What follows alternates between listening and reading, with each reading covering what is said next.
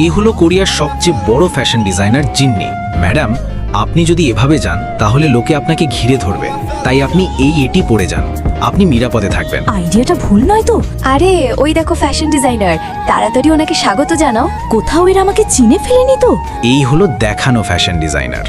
Ma'am, আমাদের beauty পার্লারে আপনাকে অনেক অনেক স্বাগত। ম্যাম, আপনার আসতে কোনো অসুবিধা তো হয়নি? না, আমার কোনো অসুবিধা হয়নি। মনে হচ্ছে এ আমার জায়গা দখল করতে চাইছে। ম্যাম, আমরা খুব ভাগ্যবান যে আপনি আমাদের বিউটি পার্লারে এসেছেন।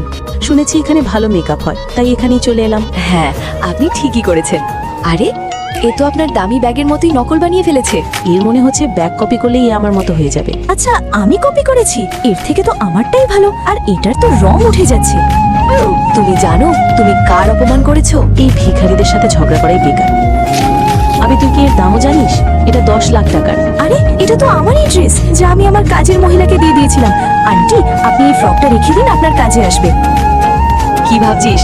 যা, এর ক্ষতিপূরণ দে। এটা তো 10 লাখ টাকার মনে হচ্ছে না। ভিখারি কি আর এর দাম জানবে? এ তো এসব দেখেও নি। ইনি নিজে তার এই ল্যাবে বানিয়েছেন। এই দেখো।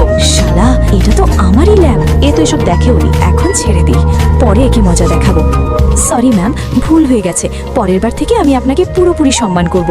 ম্যাম, আপনার কাছে তো সব মানুষই নতজানু হয়। হ্যাঁ, মাফ করে দিলাম তোমাকে। এবার চলো এখান থেকে। এর তো খুব খারাপ অপমান হবে। ওয়াও, কি দারুণ ল্যাব! আপনি এখানেই কাপড়ের ডিজাইন ঠিক করেন, তাই না? হ্যাঁ, ওই নোংরা কাজের লোক, তুমি এখানে কি পরিষ্কার করছো? বাইরে গিয়ে পরিষ্কার করো, আমরা এখানে কথা বলছি। তারপরে জিনি নিজের বাড়িতে রয়্যাল এন্ট্রি মারে